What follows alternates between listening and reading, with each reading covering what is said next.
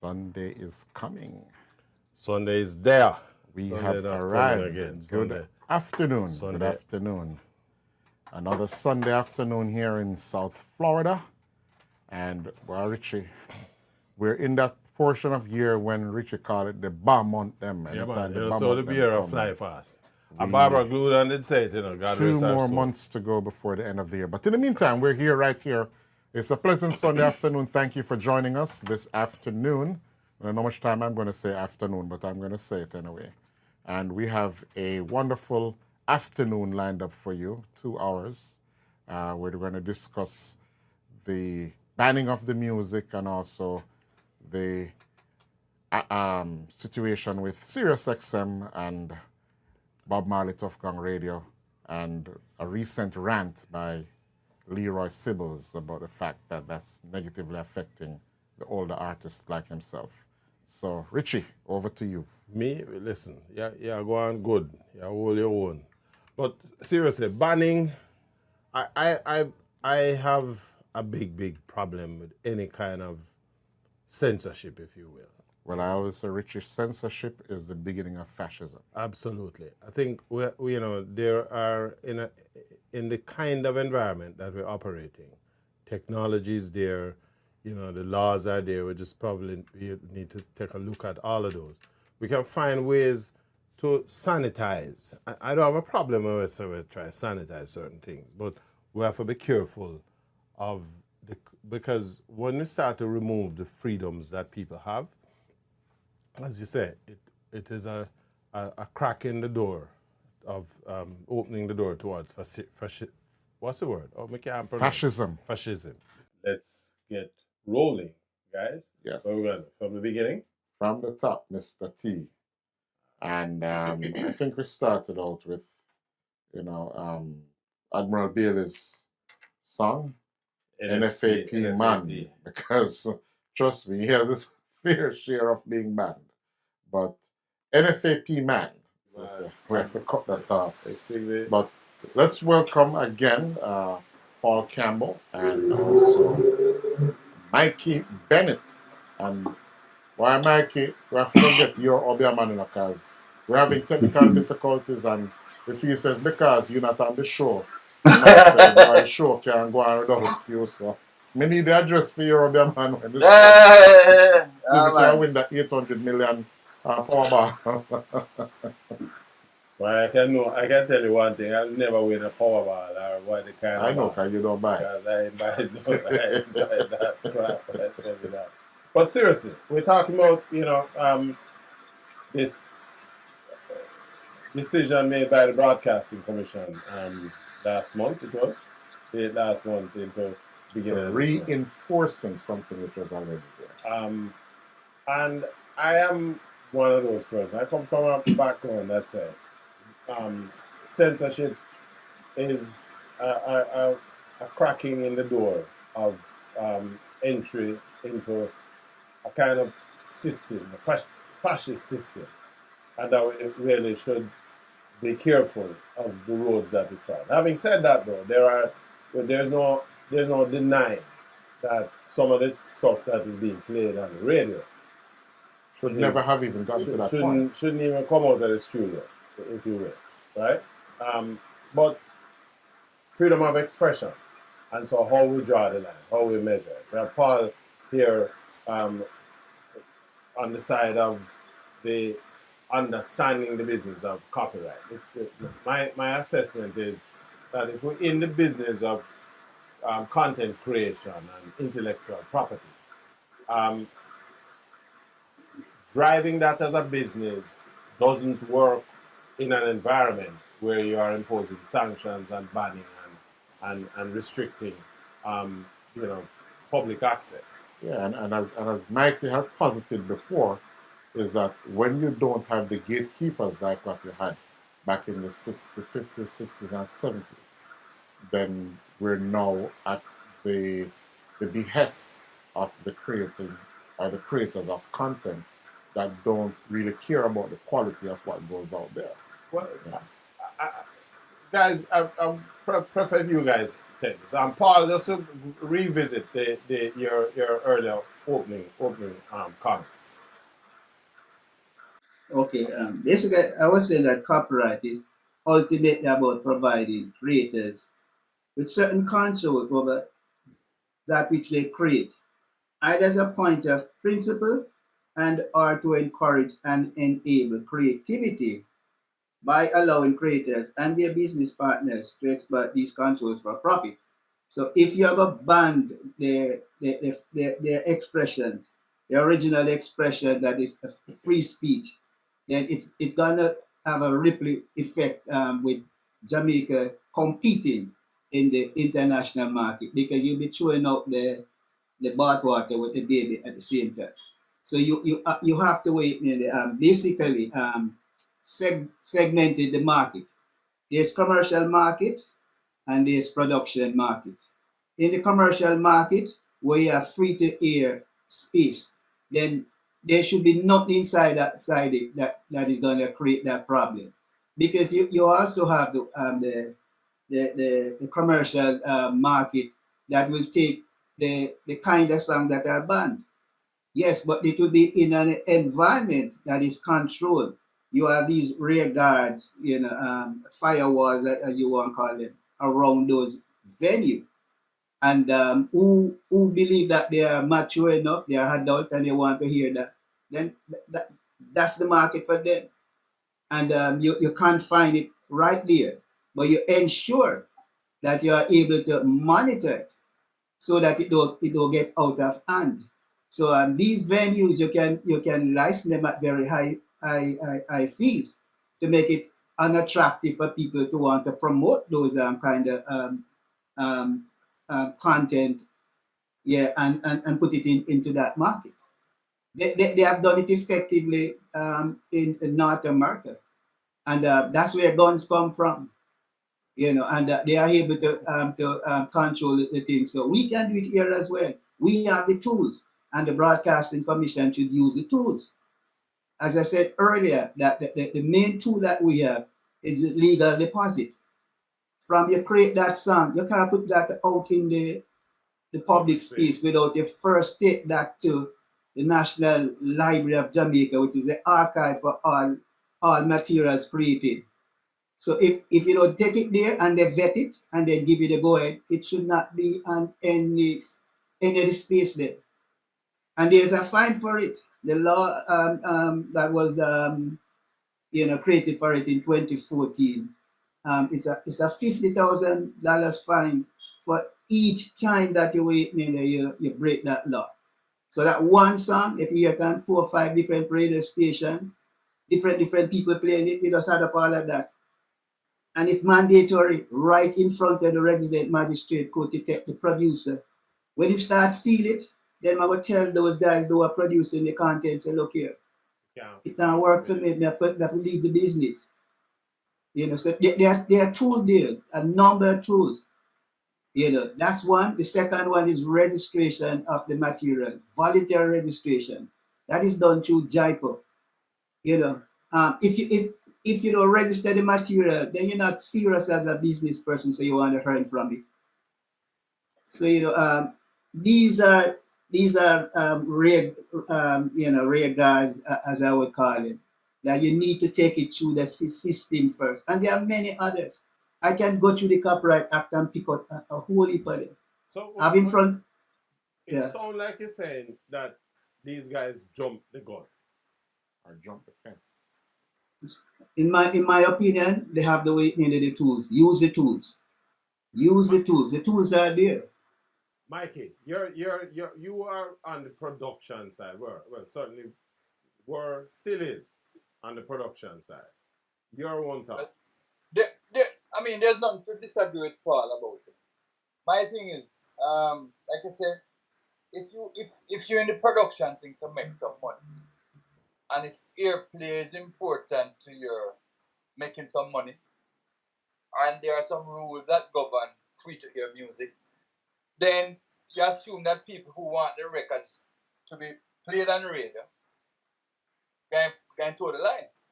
And by the same token, you figure that the end user, one of which is radio, also operating against certain rules. So radio could not play anything that is not legally clear, based on what Paul is saying about the depository. So in other words, one of the criteria to play a song, based on what Paul is saying, is that this song was registered with the library of whatever. But I don't think that happening in the real world. And the other thing is that there's, like you said, there's adult entertainment.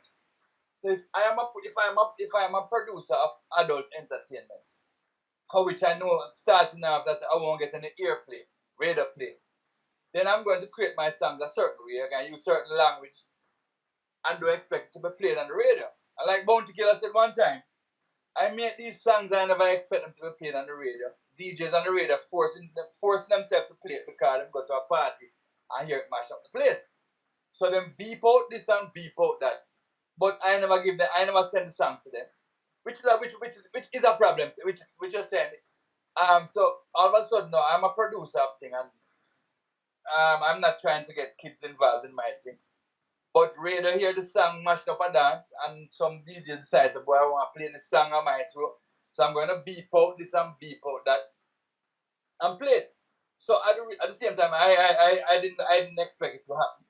So there's a whole new industry started off because of people breaking the rules and getting away with the rules from time to time. And then the sensationalism come when the whole banning of things. I mean, I don't know why and I don't know if this ban came as after several letters to the radio stations by the broadcast commission saying, here is a list of songs that we have heard. And instead of just broadly saying songs that deal with so and so, list them out. List the songs. So what it says to me is that there's a monitoring system that that somebody listening identify 3 or 4 or 5 or 6 or X amount of songs that don't meet the criteria. So in other words, like I said, like a lot of people say, much ado about nothing. And the more these things happen, the less the rule of law, the less the criteria become obvious. So people just figure it's a free for all, which is a free for all. You know what I mean? Until somebody come in. But to be honest, I mean, like, one of the things that people saying is that the music industry is up in arms against it. They are not. We are not up in arms against it. Because, like we say, most of us, I mean, and you see a few people saying that thing, but people saying things like, boy, you should have give them some notice. Really? You know what I mean? Is that something? But couldn't be clear, I should play. But I think the whole thing is just a whole level of, it doesn't feel real. It does feel insincere, and the whole question that we haven't legitimized the music to the point where it meets in certain codes. You know, you're going to a place and them say, no kids under 18 should be here. And you kind of, you know, I mean, every now and then somebody might ask for ID, but, you know what I mean, but there's no enforcement. It's enforcement is really a problem in Jamaica. And like I say, program managers in radio stations, I don't know if they're still there. I think they are non-existent. I think people just send you would make like a song in the bathroom and then send it to somebody know on the radio, and it gets played on a program without the program director. I mean, so there's a time when you have to present lyrics, and when I just went into the business, when you're sending a song to RJ or whoever to be played, you know, it had to go to the library. So you print out the lyrics, you write the lyrics out, and you send it in, and you thing, and you wait, and you hear that it is added to a playlist. Them days are done now. Everybody is trying to compete, trying to play the newest song, the fastest song, the latest Bounty Killer, the latest Vibes Cartel. So we're really serious. I mean, so I don't know if there's any rule about playing somebody who is in a situation where you're not supposed to have access to a recording facility. But I mean, so every now and then you hear a little word come out, but nobody not serious about it. You know what I mean? So I love it. Let me tell you, only for Sunday school. You know what I mean? So I've never listen. My sentiments exactly, but we play music on the show, and I think we wanna we have quite a list of songs that I know Garth have lined up that came under the bandbrella, so you call it, Garth? The bandbrella. The bandbrella. So let's touch a few. We're gonna come back in And then Pablo, I really want to go back to the controlling levers, as you put them. And Alright. Again, jump out for about 15 minutes, yeah? Yeah, no problem. All right, we're gonna come back to you, Pablo, with the controlling levers, and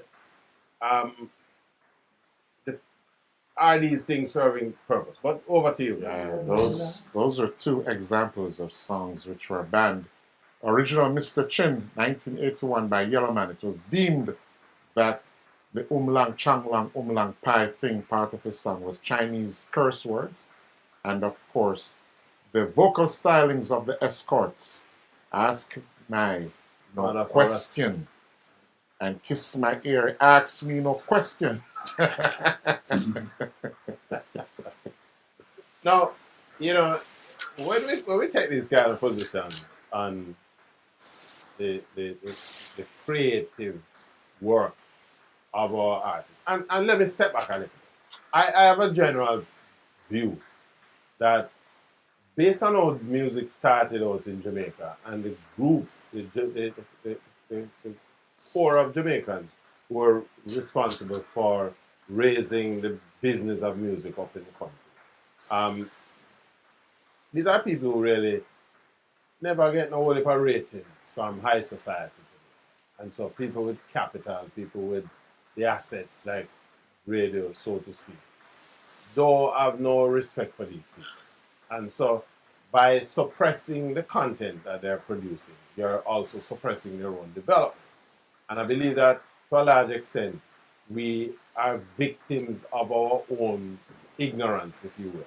And also the double standard to it. I mean, when you look at a song like Sparrow Saltfish, that was not banned. That played because I hear that from a little boy I got. Exactly. But and Saltfish is not the lyrics it is in terms of euphemism for female genitalia. Well, we could have said that as Saltfish, the top of. But the point is, the same connotations that you would attach to the escort song is similarly attachable to Sparrow, but it never stops Sparrow song from playing. Paul, I see you pranking over your thoughts. Share them with us. Your thoughts on it. Yeah, there are copyright controls, but that belong to the creator of the content.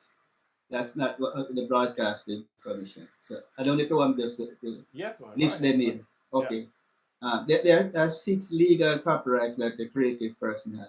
Whenever it's their right or record an original song, beat on a piece of paper, you sing it in your iPhone or whatever. You're given 6 legal copyrights.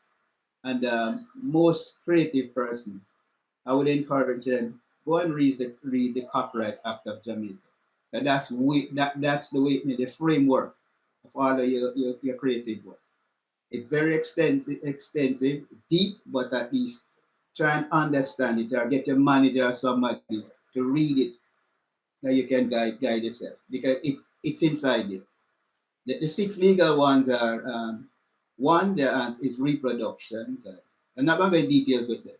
Right. One is reproduction, 2 is derivative, 3 is public display, 4 public performance, 5 distribution, and 6 digital transmission.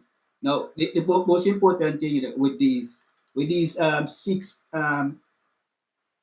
exclusive copyrights, it dictates the rules and the money of the entire music business. That's how you make your money.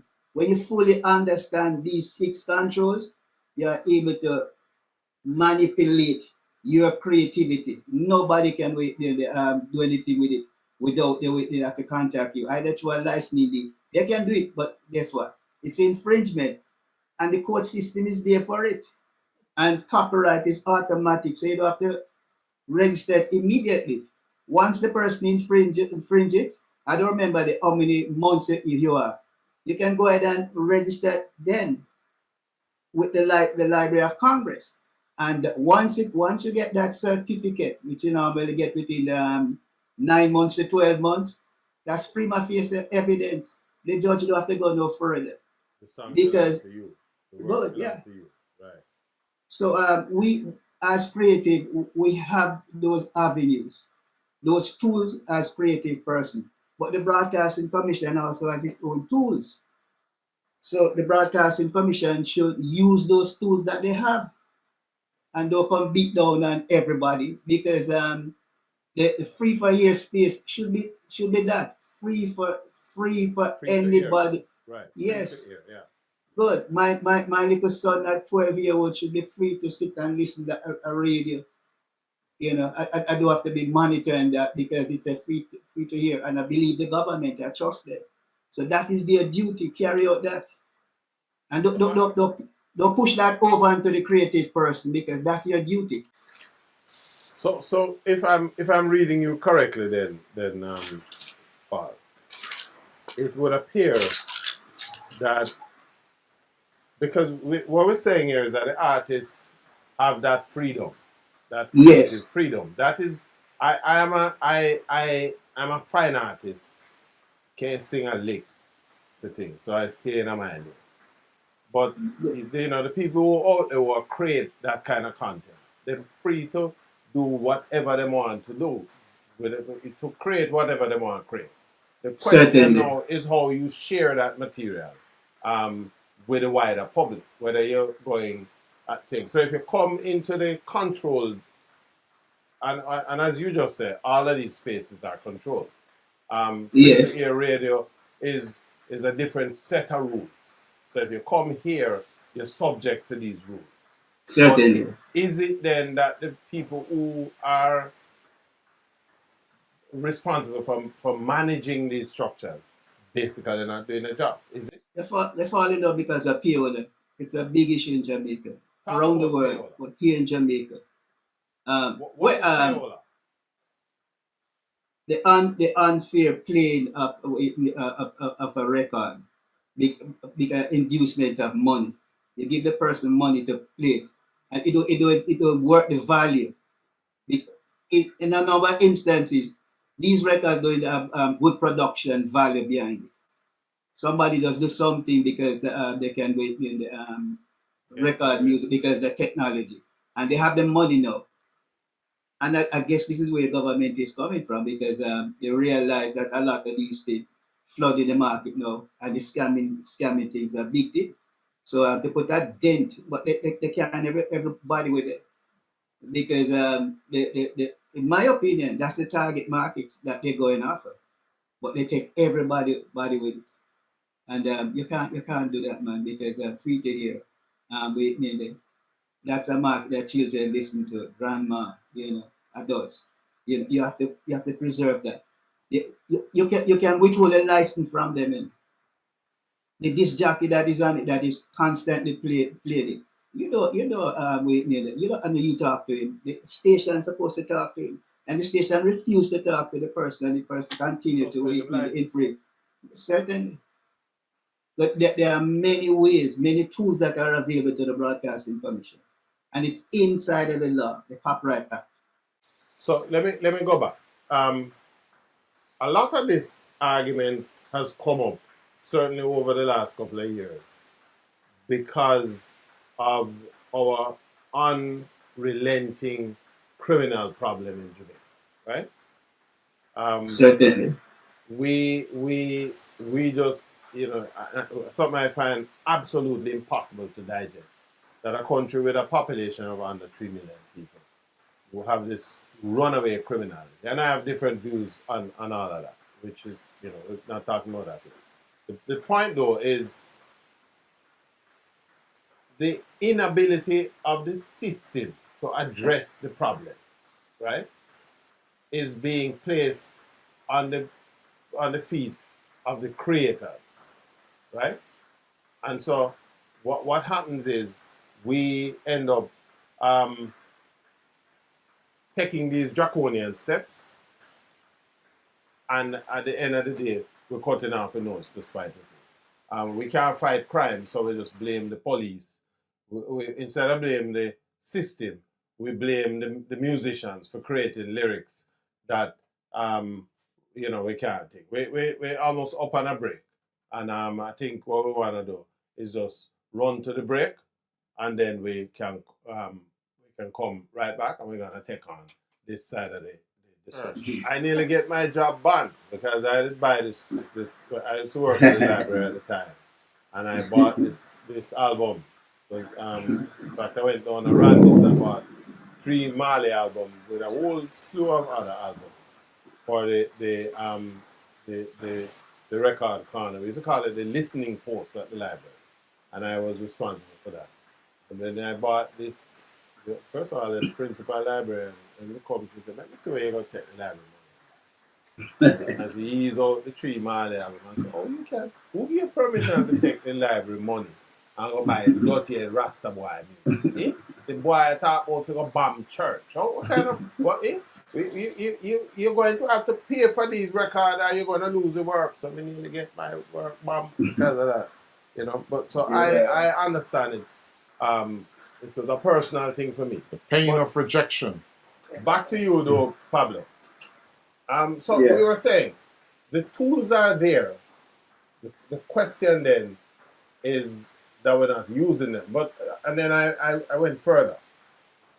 We have a crime problem, and so the argument is that a lot of this music is encouraging antisocial behavior. A nice little dress up work, put on a frock and a skirt, and antisocial behavior. But by your assessment, we don't have to go here, because if you're using the tools that are available, this is out of the question. Yes, the Broadcasting Commission controls the digital space. Let's look at China or North Korea or in Europe. Those materials can't enter the space. They don't want it in their space. But the Broadcasting Commission not using the tool. The tool that the Broadcasting Commission has that control the digital space, you can't put nothing up there without the Broadcasting Commission. Have a team of people take it down immediately and find it. It's in the law. Use the tools that are there. So the argument that you can you have Spotify this or whatever, Spotify are controlled by each territory. So if you don't want a particular song for your territory, then you the Broadcasting Commission let them know, say, look here, these material, we don't want it in the Jamaican space. If we have it in the Jamaican space, we're gonna find you.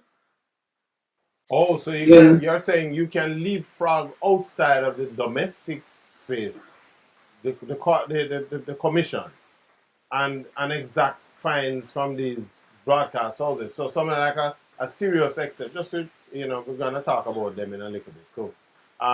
Or a Pandora, if you're playing these music against the wishes or the expressed wishes of the commission, they can extend that fine in their direction too. That's what you're saying? Certainly. The Broadcasting Commission, they control the licensing for the territory, the jurisdiction of Jamaica. So anything put in that space, they control it.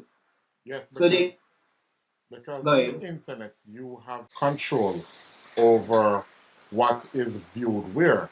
Because there's certain songs that I'll search for a song on iTunes, and when I look at the song and the album comes up, it will tell me that it's not available in your territory.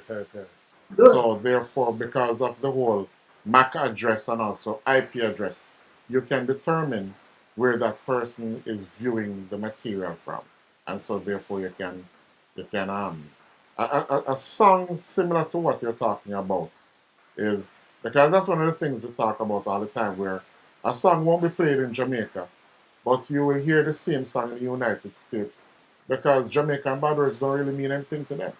They don't have that primal imagery or psychological imagery that's associated with the words to give you that visceral action that an American curse word would cause in your existence. Hi there. If you enjoyed that clip, go on over to our website at yawdmedia.com, where you can watch the entire broadcast at your leisure. And while you're there, why don't you check out our other reggae music features? And before you leave, pick up some of our Jamaican reggae merchandise, and hey, Don't forget to tell your friends.